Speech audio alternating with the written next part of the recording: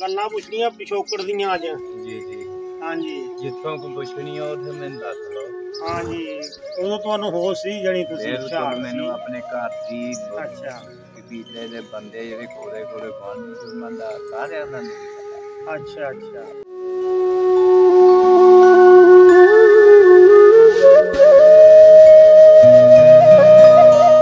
ते पिंड साडा छोटा ही सी ते दरिया सानू कोई 3-4 मरब्बियां ते 5 कदे लगदा सी बुढ़ा दरिया जी।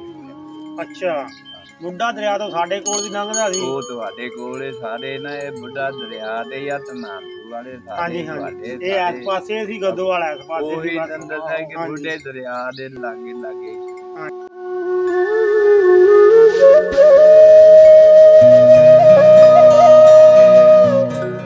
ਅਸੀਂ ਜੀ ਰਾਤ ਨੂੰ ਨਾ ਕੋਈ ਚਲੇ ਗਿਆ ਰਾਤ ਨੂੰ ਤੇ ਤੇਰੇ ਦੀ ਬਹੁਤ ਦੁਨੀਆ ਫਿਲਮਾਂ ਦਾ ਕੰਪ ਲੱਗ ਗਿਆ ਜੀ। ਮਾਈ ਸਾਡੀ ਨੇ ਨਾ ਘਰੋਂ हाँ ਤੇ ਲਿਜਾ ਕੇ ਜਿਵੇਂ ਆਪਣੇ ਆਹ ਡੇਰਾ ਵਾ ਆਪਣੇ ਜੱਟਾਂ ਦਾ हाँ जी ਇੱਧਰ ਉੱਧਰ ਰਾਤ ਨੂੰ ਉੱਥੇ ਜਾਣਾ ਤੇ ਦਿਨ ਨੂੰ ਅਜ਼ਾਨਾਂ ਵੇਲੇ ਫਿਰ ਆਪਣੇ ਘਰ ਹੀ ਆ ਜਾਣਾ।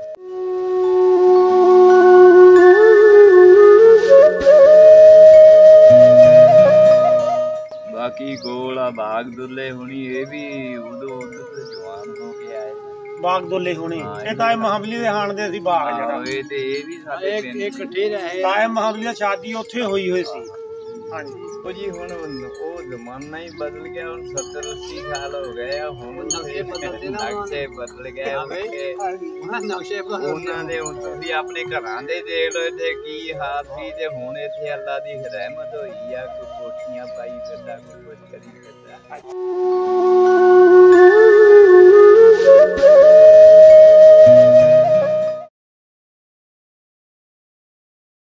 अस्सलाम वालेकुम। वालेकुम सलाम। की हाल चाल है चाचा? अल्लाह पाक ठीक ठाक हो? राजी बाजी खैरो फिर अल्लाह दे होर सुनाओ।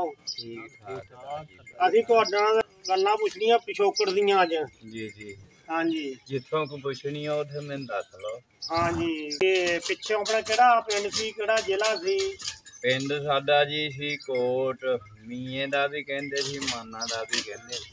ਅੱਛਾ ਮੀਏ ਦਾ ਕੋਟ ਤੇ ਥਾਣਾ ਸਾਨੂੰ ਸਿੱਧਵਾਂ ਦਾ ਸੀ। ਅੱਛਾ ਸਿੱਧਵਾਂ ਦਾ। ਸਿੱਧਵਾਂ ਦਾ ਤਹਿਸੀਲ ਸਾਡੀ ਸੀ ਜਗਰਾਵਾਂ। ਅੱਛਾ ਰਹਿਣ ਵਾਲੇ ਅਸੀਂ ਪਿੰਡ ਵਿੱਚ ਹੀ ਤੇ ਬਾਕੀ ਜ਼ਿਲ੍ਹਾ ਸਾਡਾ ਲੋਤੇ। ਜੀ ਜੀ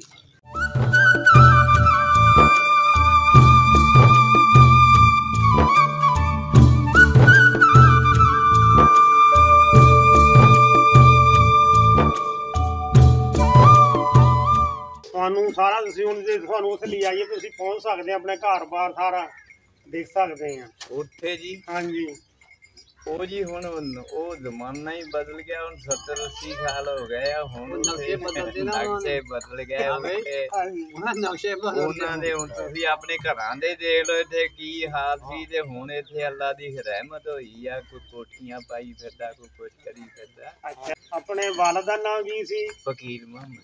ਦਾਦੇ ਦਾ? ਅਕਬਰ। ਅੱਛਾ ਤੇ ਉੱਥੋਂ ਜਦੋਂ ਤੁਰੇ ਕਿੱਦਾਂ ਪਤਾ ਲੱਗਾ ਤੁਹਾਨੂੰ ਕਿ ਅਜਾੜੇ ਪੈ ਗਏ ਆ ਜਾਂ ਇੱਥੋਂ ਚਲੇ ਜਾਣਾ ਅਸੀਂ? ਉੱਥੇ ਜੀ ਘਰੋਂ ਤੁਰੇ ਜਦ ਰਾਤ ਨੂੰ ਨਾ ਯਾਨੀ ਐਲਾਨ ਹੋ ਜਾਣਾ ਰਾਤ ਨੂੰ ਨਾ ਕਹਿਣਾ ਵੀ ਲੈ ਵੀ ਮੁਸਲਮਾਨੋਂ ਤੁਹਾਡੇ ਨਾਲ ਰਲ ਕੇ ਖਾਧਾ ਹੋਇਆ ਉਹ ਜੀ ਫਲਾਨੇ ਥਾਂ ਉੱਥੇ ਜੀ ਪੈ ਗਿਆ ਕਾਲੀ ਇੱਧਰ ਪੈ ਗਿਆ ਉਹ ਪਿੰਡ ਵਿੱਚ ਬੜਾ ਮੰਦਾ ਹਾਲ ਆ ਤੁਸੀਂ ਵੀ ਆਪਣਾ ਬੰਦੋਬਸਤ ਰੱਖੋ। ਉਹ ਕੁਛ ਦਿਨ ਅਸੀਂ ਘਰੋਂ ਟੁੱਕ ਪਾਣੀ ਖਾਣਾ ਨਿੱਕੇ ਨਿੱਕੇ ਸਾਨੂੰ ਮੈਨੂੰ ਹੋਸ਼ ਆ ਹਾਂਜੀ ਕਿ ਮਾਈ ਸਾਡੀ ਨੇ ਨਾ ਘਰੋਂ ਤੇ ਲਿਜਾ ਕੇ ਜਿਵੇਂ ਆਪਣੇ ਆਹ ਡੇਰਾ ਵਾ ਆਪਣੇ ਜੱਟਾਂ ਦਾ ਹਾਂਜੀ ਇੱਧਰ ਉੱਧਰ ਰਾਤ ਨੂੰ ਉੱਥੇ ਜਾਣਾ ਤੇ ਦਿਨ ਨੂੰ ਅਜ਼ਾਨਾਂ ਵੇਲੇ ਫਿਰ ਆਪਣੇ ਘਰ ਹੀ ਆ ਜਾਣਾ। ਜੀ ਜੀ ਤੇ ਫਿਰ ਉਹ ਕੁਝ ਦਿਨ ਏਦਾਂ ਹੁੰਦੀ ਰਹੀ ਫਿਰ ਜਾਨੀ ਲੋਕ ਜਿੱਥੇ ਕੋਈ ਕੁੰਡੇ ਵਾਲਾ ਸੀ ਆਪਣੇ ਰਿਸ਼ਤੇਦਾਰਾਂ ਕੋਲ ਚਲਾ ਗਿਆ ਜਿਹੜਾ ਕੋਈ ਬੰਦਾ ਸੀ ਇਹ ਇਸ ਤਰ੍ਹਾਂ ਮੇਰਾ ਬਾਪ ਖੂਹ ਤੇ ਜਾਨੀ ਚਲਾ ਗਿਆ ਉੱਥੇ ਅਸੀਂ ਮੇਰਾ ਮਾਈ ਤੇ ਮੇਰਾ ਬਾਪ ਤੇ ਇੱਕ ਮੇਰੇ ਤੋਂ ਛੋਟਾ ਮੁੰਡਾ ਸੀ ਉਹ ਫੌਤ ਹੋ ਗਿਆ। ਜੀ ਉੱਥੇ ਵੀ 3-4 ਦਿਨ ਰਹੇ। ਫਿਰ ਸਾਨੂੰ ਇੱਕ ਕਰੀਬੀ ਸਾਡਾ ਬੰਦਾ ਸੀਗਾ, ਉਹਨੇ ਦਰਿਆਓਂ ਪਾਰ ਉਹਨੇ ਸੁਨੇਹਾ ਭੇਜਿਆ ਇਸ ਵੇਲੇ ਜੀ।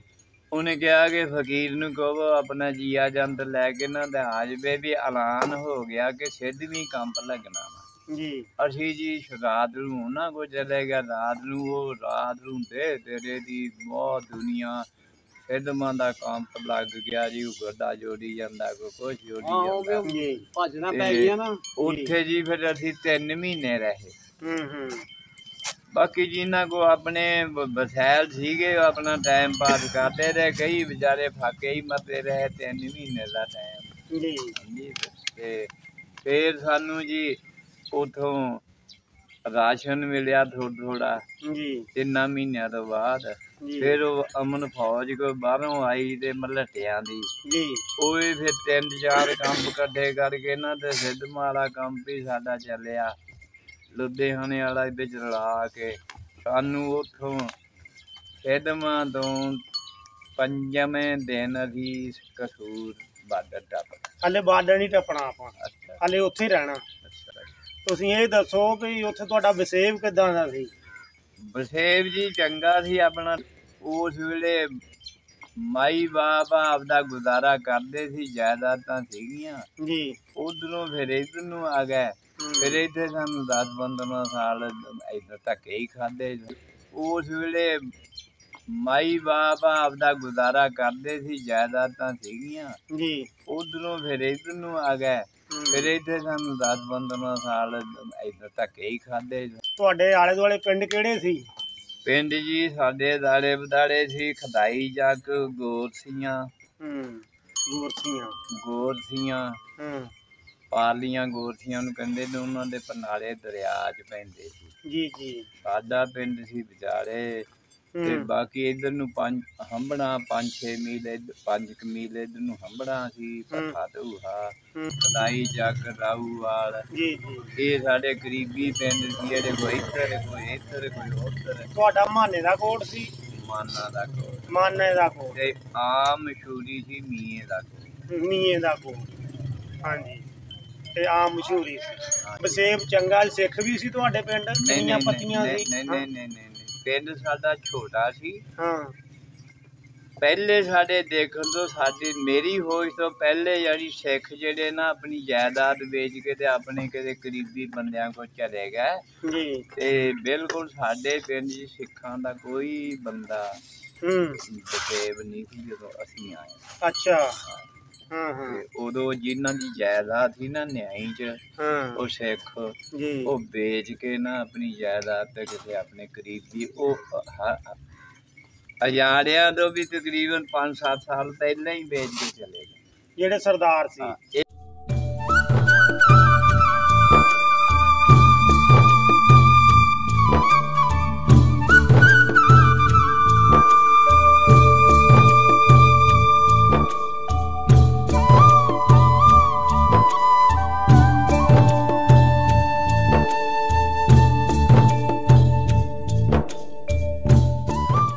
ਹੰਬਣਾ ਕਿੰਨੀ ਦੂਰ ਸੀ ਤੁਹਾਡੇ ਤੋਂ? ਸਾਤੋਂ ਕੋਈ 4-5 ਮੀਲ ਲਾਗੇ ਹੀ ਸੀ ਇਹ ਵੀ।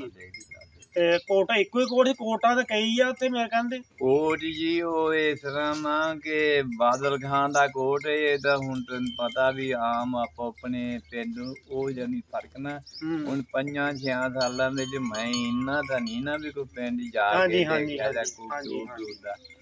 ਬਾਕੀ ਨਾ ਹੀ ਸੁਣੇ ਤੇ 6 ਸਾਲ ਦੀ ਉਮਰ ਸੀ ਜਦੋਂ ਮੈਂ ਉਧਰੋਂ ਆਇਆ। ਉਦੋਂ ਤੁਹਾਨੂੰ ਹੋਸ਼ ਸੀ ਜਾਨੀ ਤੁਸੀਂ? ਮੈਨੂੰ ਆਪਣੇ ਘਰ ਦੀ ਕਬੀਲੇ ਦੇ ਬੰਦੇ ਜਿਹੜੇ ਕੋਲੇ ਗੁਆਂਢੀ ਸੀ ਉਹਨਾਂ ਦਾ ਸਾਰਿਆਂ ਦਾ ਨਹੀਂ ਪਤਾ। ਅੱਛਾ।